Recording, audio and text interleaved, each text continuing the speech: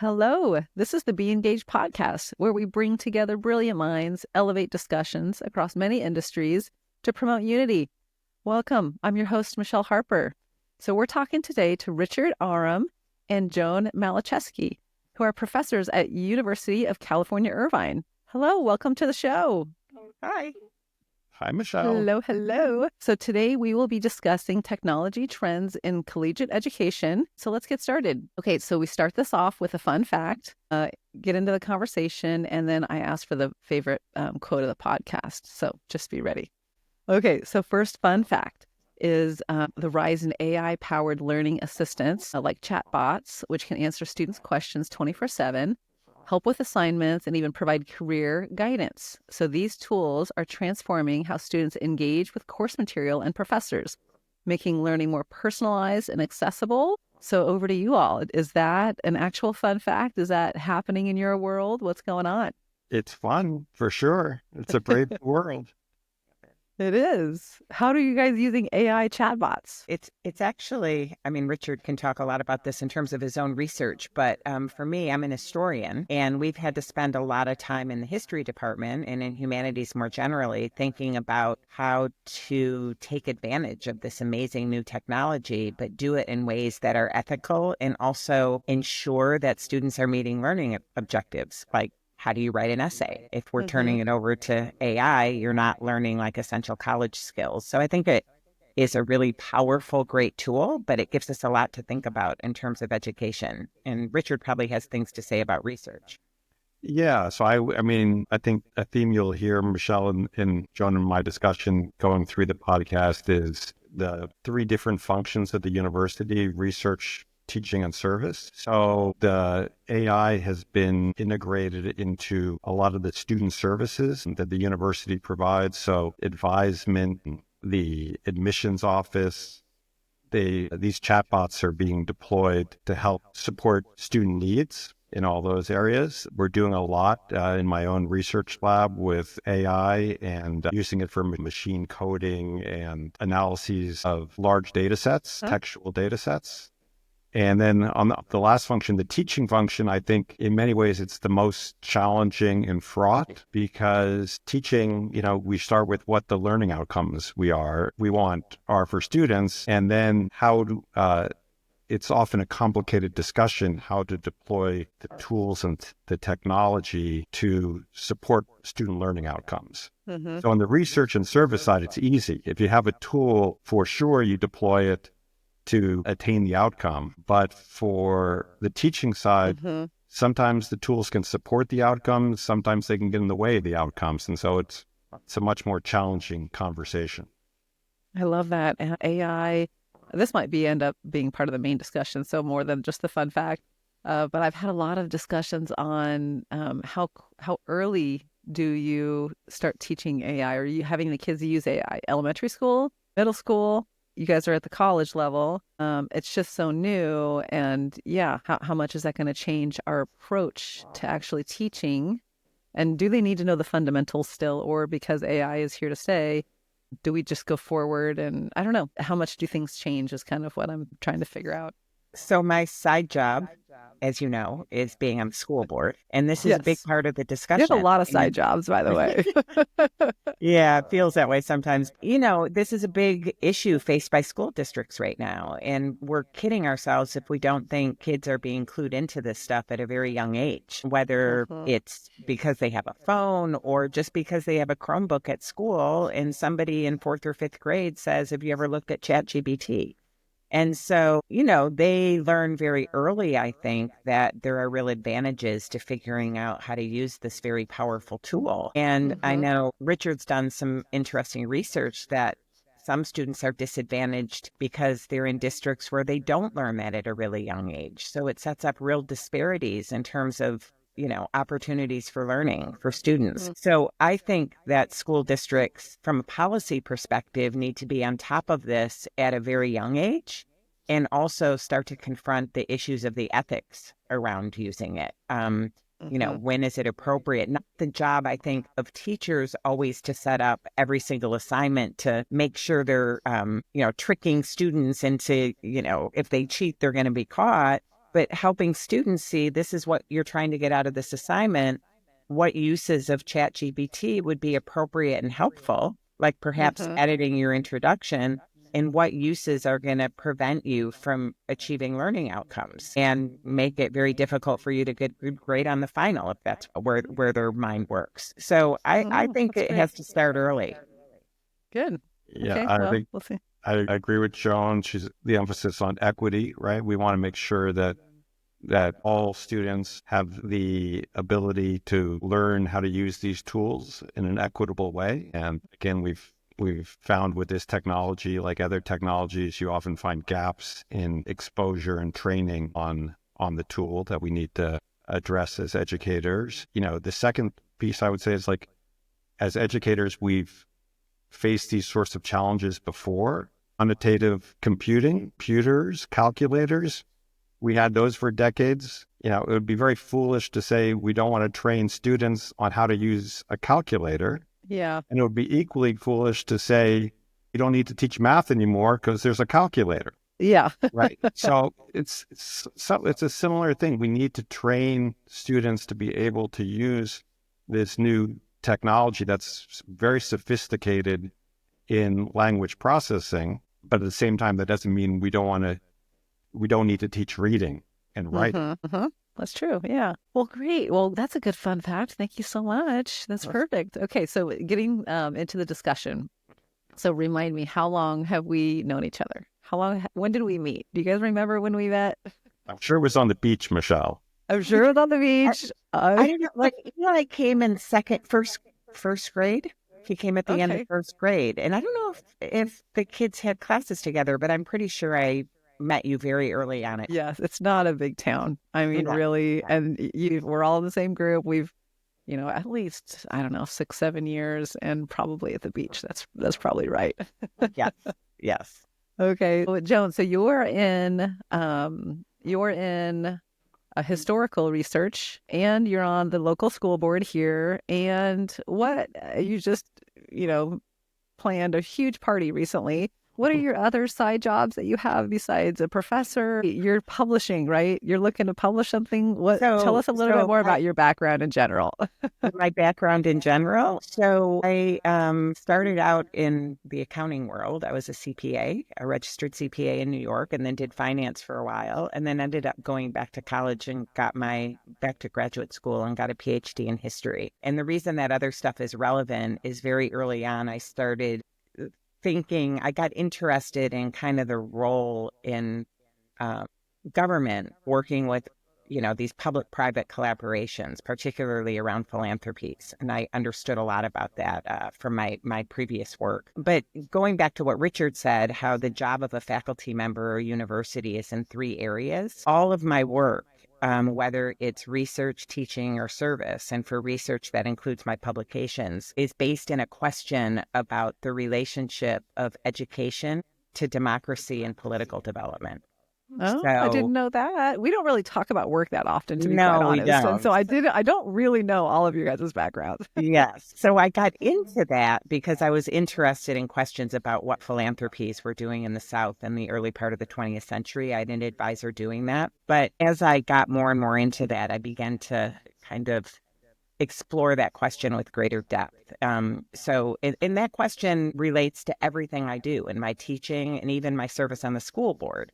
It's not just because I want my kid to get the best education possible. It's because I fundamentally believe that education is the key to creating civically engaged students, which is the key to having a strong democracy. So it's all sort of interconnected. Oh, that's really timely. Though, I wrote a book that is a history of the development of Black rural schools in the South during Jim Crow. And it talks about how private money from philanthropy kind of promoted the creation of these schools like Julius Rosenwald or Anna Jeans or the Rockefeller Fund, which was the General Education Board.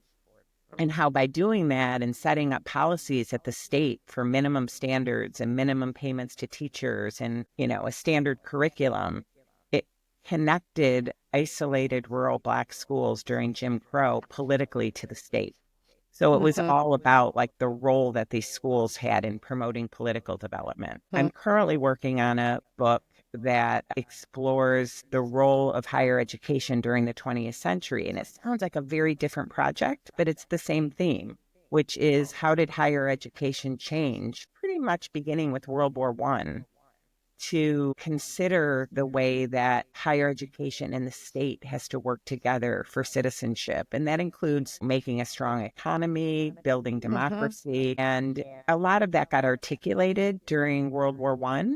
I have a colleague who talks about something called the academic social contract, what should be the relationship between higher ed institutions and the state, and how has that changed over the 20th century. So, well, it seems to be very different than the question of Black schools during Jim Crow. It's the same basic idea. How does education strengthen the state?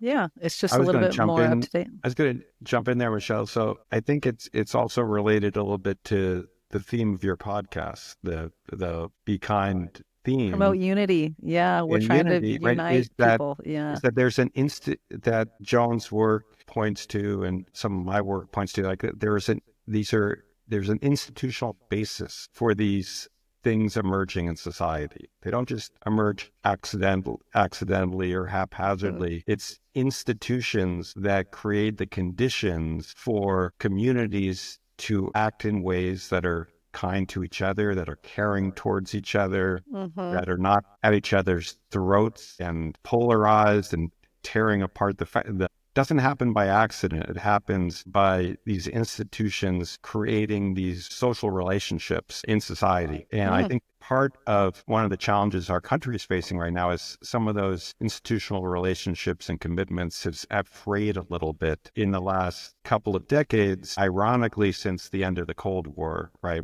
We've kind of lost our sense of national purpose a little bit. Richard and I can just ping pong for a while. So I love it. This is great. This is easy for me.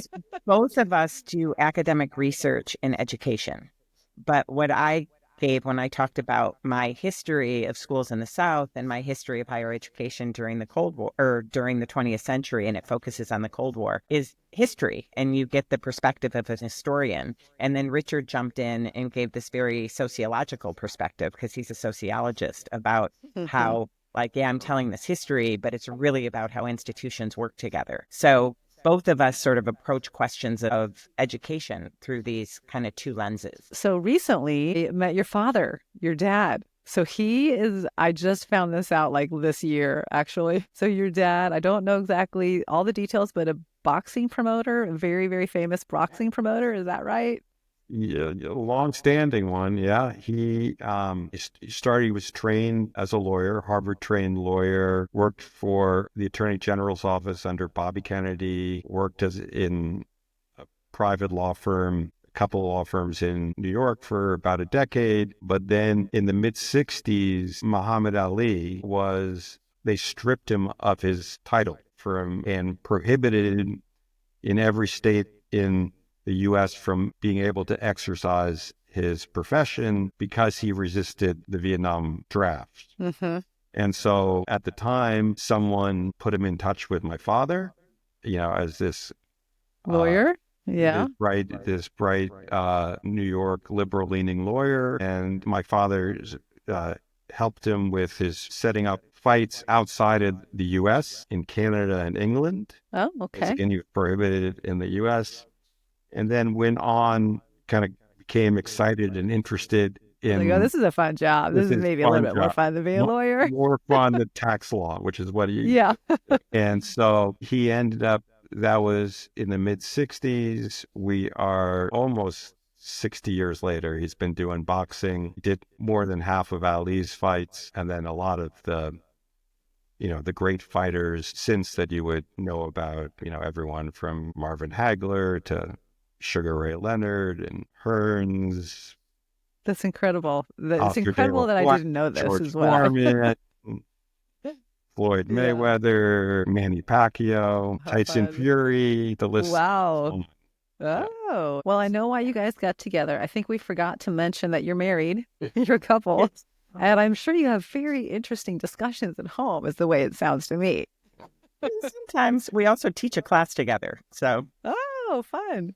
Yeah. Okay, so Richard, tell us more about your background. I don't know that much about your background either. Yeah. So like Joan, we were both teaching at NYU. I was there for about 2 decades as a faculty member. I was also directing education research at this national organization called the Social Science Research Council, directing education research for them. I worked at the Gates Foundation for 18 months on their advising on their post-secondary success program, and then came to UCI about 8 years ago to be the dean of the School of Education. I did a 5-year term there, a little bit more than that, and then I've stepped back down into a faculty role where I lead this large interdisciplinary research project that tracks undergraduate students as they go through UCI and then move on into graduate and move on into the labor market, other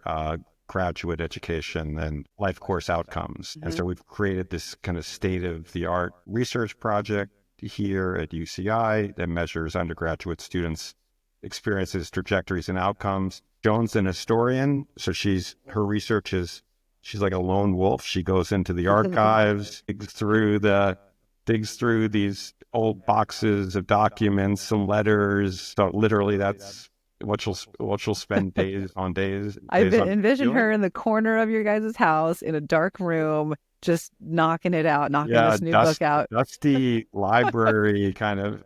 Yeah, you go to these libraries that are down in the depths where the air is right. Yeah, we should do a podcast on the different libraries. That would be really fun, about the different types of libraries out there from your background.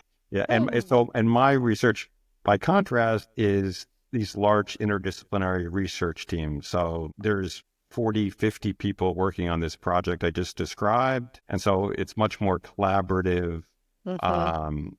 Everything is done kind of incrementally in little pieces of folks working together to create this, this greater purpose and accomplishment. Yeah. And so did you say Dean of Education? Is that Dean of the whole school, or is that School of Education? Yeah. The School of Education. It's the University of California, Irvine will have 12 or so different schools in it. School of Engineering, School of Social Science. That's right. So the School of Education is the school that does education research, trains teachers. We have a large undergraduate major in education science. We do a lot of community partnership work. I'm so glad we have this podcast, because the fact that I didn't know that, I should have known that, but I didn't. Like that you were Dean of the Education Department. Yeah, that's okay. And then like Joan, the other thing you probably don't know is, like Joan, I'm also on the school board, but not in town. I've been for the last 8 years on the school board for a charter school in Santa Ana that is focused on supporting students in this community, but also in foster youth in particular. And we built this residential facility, a dorm on campus for foster youth to live on campus Monday to Friday. We kind of wrap around services, taking classes with other students in the community. And then on the weekends, they're able to cycle out into the community and live with their host families. Yeah. That is fantastic. That is amazing. So on the school boards, I find those, so like the LA County School Board has millions of kids. And then Laguna Beach has we are our own school board. I'm not saying it right, I'm sure. We're our own district within Orange District. County. Yes, that was very interesting during COVID. I mean, that was amazing. The amount of decisions that could be made here locally versus the LA District School Board was massively different. Can you guys talk a little bit about the sizes and then just what happened during that time and the complexities, honestly? So I can just say a couple things. I wasn't on the school board during COVID, but we have 2,400 students in Laguna Beach, and it's a very different kind of context than, like an LA unified school district, right? In terms of the way that school board members might think about the different constituencies, including the teachers who live in town. And, you're working with the information that's available in that moment. to think about how best to serve students, how best to serve teachers, how best to think about the larger community initiatives. And states and in individual schools made different choices. It's hard. I mean, it's really easy to judge in hindsight, but I think in the moment when you're dealing with different constituencies, whether it's a really large district or a small one, you have very different possible outcomes. Were you at at your on your school board during COVID, Richard? Yeah. So, and then I was also still an administrator at UCI during the time. Oh, and wow. So the part, That's a I lot. mean, the part I would add is, don't forget, Michelle, like we have this, federal system, right? Where we have federal, state, local rules. And then we have, executive, legislative, judicial branches. You have this very complicated regulatory environment that public schools were operating under. Mm-hmm. And so it's not true that the local school board or a superintendent or a chancellor of a university have the freedom in a public institution to do what they want to do. do. And decide Because and vote. I was You're like, on, there's other rules here. Yeah. there are other rules. Like the Orange County Health Department is not allowing you to hold classes Mm-hmm.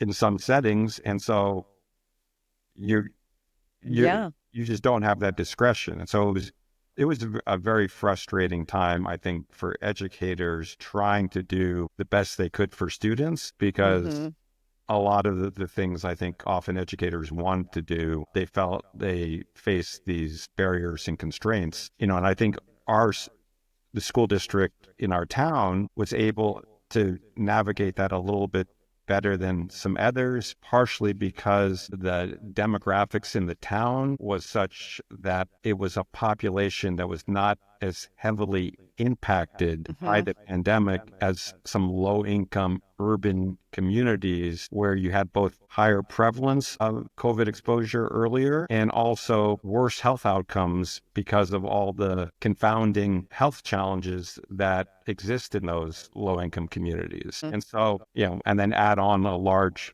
unions on top of that, like it became very fraught ground for some of those large urban districts, and the students are still suffering from the consequences of that, of, not being in classes for 2 years sometimes. They're still suffering, those students that's in those settings. We're very fortunate that in our town we were able to avoid some of those worse we also had Chromebooks for everyone. I mean, we sent Chromebooks home to everybody. I mean, it wasn't great that there wasn't one-on-one instruction for periods of time, but there were districts where students didn't even have internet and access to a Chromebook at home. And so so in your studies and in today and even in the future, there is, the topic of access to information and access to tools and access to internet and access, the same fundamental access. I feel like the internet and AI is giving everybody a level playing field where you can research on your own. You have to have initiative, but you can kind of research on your own. However, some people don't have access to internet and they don't have access to the AI tools, or they're not aware. And it's just I think that disparages between, and COVID was across the whole world. I heard stories back in those days about, in Mexico, our neighbor, they didn't have internet in many, many places. And so they were completely shut down. Basically, if you didn't have internet and you're, in the middle of COVID. And then with both of your guys' viewpoints, I'm sure you're even researching into that. Let's talk a little bit more about just different people in this world having access to different information. How is that going to play out in the next few generations, honestly? Joan, do you want to go first? Well, this is more of a Richard question in the sense Richard, that, he's thinking about some of these sociological issues. But I think that even with access, one of the things I think about is we have a fundamental problem about critical thinking and how to use the information that we have access to.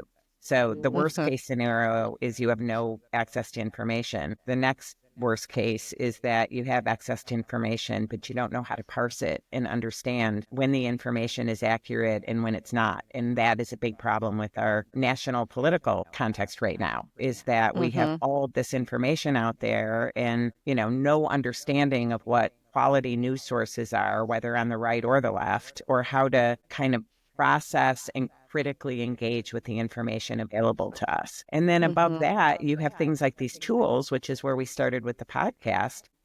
There's a lot of things about ChatGPT that you really need to understand about using it in order to use it effectively. So, for Mm-hmm. example, I can always tell when a student's used it to write a paper because I know that ChatGPT, at least currently, doesn't have access to recent books, in some cases, many books, or Mm-hmm. most books, or recent articles. There's a lag time. If you publish something and it's not open access, it's not on ChatGPT. So if you Mm-hmm. ask students to write a paper about a particular article and it ends up being about the author of that article, well, they just don't understand that their ChatGPT doesn't have any of the information that they need. That's a small issue compared to the other two, but it's not enough to have access. We need to figure out a better way to help students engage with this information context. Mm-hmm. Yeah. And so I can just add kind of two pieces of it. So totally agree. The access issue is a real one. So during the pandemic at the charter school, I'm on the board of, the issue was how do you get not only the computer, laptops, but hotspots to homes that don't have internet, because a lot of their homes don't Yeah. have internet. And so we were able to get hotspots so people could connect to the internet, but also there's a question of food. Like these communities also, the school helped to deliver food to homes to Yeah. try to help people in those initial stages that the labor market was shut down. People didn't have savings in Yeah. low-income community to deal with these challenges. To Joan's larger point about it's not enough just to have access to the information, you also have to develop people's critical capacities to make sense of the information, Mm-hmm. to be able to separate truth from falsehood, for people to understand the extent to which arguments are logical and there's evidence being used to support them, or whether or not they're just emotional. So one of the things we do in our study at UCI is we use this assessment developed by an historian that Joan knows, this historian Sam Weinberg at Stanford. And it's this online civic reasoning assessment where students are given things they might encounter on social media, and then they're asked to evaluate the reliability and the validity of these different artifacts that they see. And so they're asked to be able to kind of make sense of information that they're confronting, and then we follow them over time at UCI to see the extent to which they develop increased capacity to do this online civic reasoning. But the truth is, many of the students start off without the capacity to distinguish between truth and fiction, to interrogate the source of information and what the intent of the information is, whether it's being put out by a government or a corporation to influence your opinion, or political faction to influence your opinions, or whether or not it's being provided to help inform you on an issue, right? And so Yeah, there's a lot of on this entire social platform situation we're in. You can put any information in. A lot of people historically have said, "Oh, if it's on the internet, if it's written down, if it's said, it's true." That's not the case anymore, and so we all have so to kind of get used to that. all the more need, if we're going to have a democracy, to educate people in the capacity to make sense of this information, because Yeah, the information flows are no longer, curated by Walter Cronkite. been peer reviewed. It's not Been peer peer reviewed reviewed. anymore. It's a fire hose Yes. of information that's not curated or filtered or anything. Yeah. And so if we don't train people to be able to make sense of that, Yeah. good luck sustaining a democratic society. Yeah.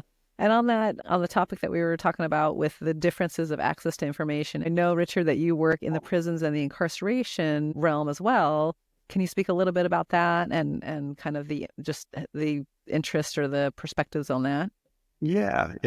I think we're in an historic moment where prison reform is one of the few bipartisan areas of agreement in this Yeah. country. I think there's a general consensus that we've locked up too many people and it's too costly for the society. We need to kind of think about how to do this kind of in a more rational, effective way, effective in terms of rehabilitation, but also effective in terms of cost effectiveness, right? That it's not sustainable just increasing mass incarceration indefinitely. And so again, I think we've during the first Trump administration, kind of some good reform movement on that area. And I'm optimistic we'll see more in the future because, again, it's an area of rare bipartisan agreement in this country. It speaks to when I go in and teach in this prison, you walk around the yard.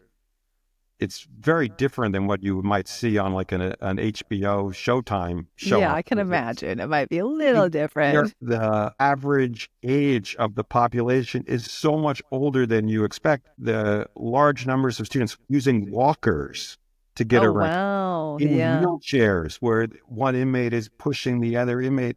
And you look around, you're like, we're spending $100,000, an inmate. These people are not threats to society. Yeah, are they threats to society? Right? Yeah. So we have to have a little bit more sanity in kind of in the policy. And part of it is around helping people continue to develop their capacity to be effective members of society and, cultivate behaviors that are conducive to success. So, well, you have to prepare them for when they get out, especially if they've been incarcerated for quite some time. Yeah, how are they going to be able to get a job when they get out? Exactly. So UCI was the first UC to provide a BA degree for incarcerated individuals in the state. And we'd started 3 years ago. We're on our third cohort now. They're small, relatively small cohorts, about 25 students each. They start with an community college degree that's provided by another institution in the prison. And then they come in as transfer students to UCI, and we do the junior and senior year for them. Okay. And they graduate with a BA degree. The AA degree was in sociology, and so the BA degree was also built on sociology on top of that. And I've had the good fortune of teaching the research methods course, the core course for all three cohorts that have gone through. I find it completely meaningful, gratifying work. I'm so lucky and fortunate to be able to have that as one of the courses I teach for you. So you all meet in New York. And Joan, so you grew up in New York as well? I grew up in rural Michigan.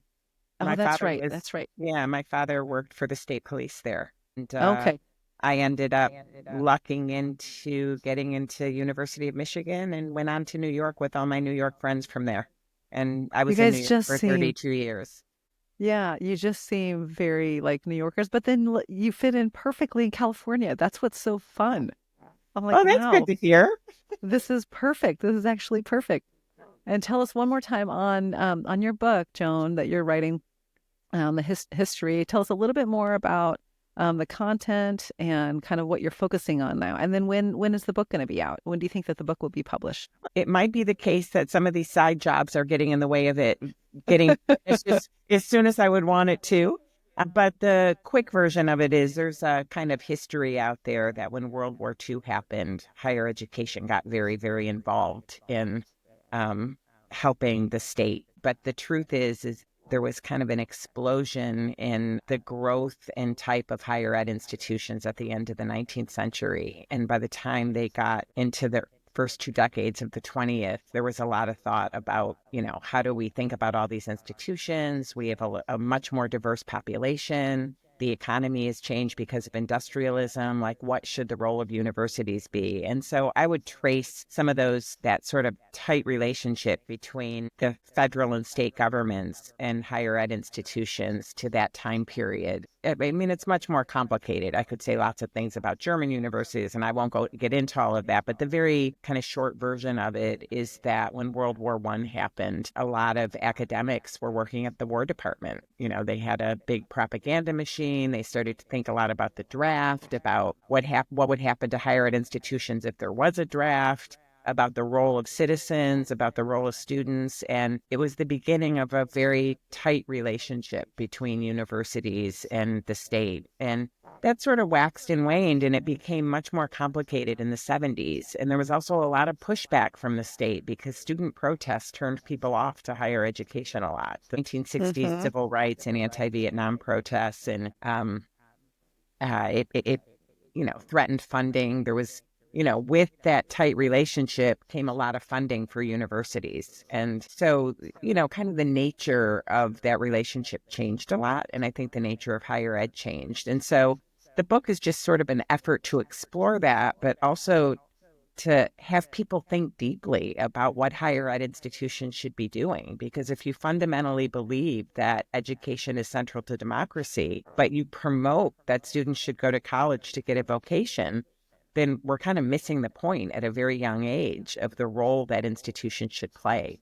How do we teach critical thinking? How do we model critical thinking and critical engage and, best democratic practices? And how do we strengthen our democracy in the process? So I'm hoping the book can kind of be an end to raising questions about that.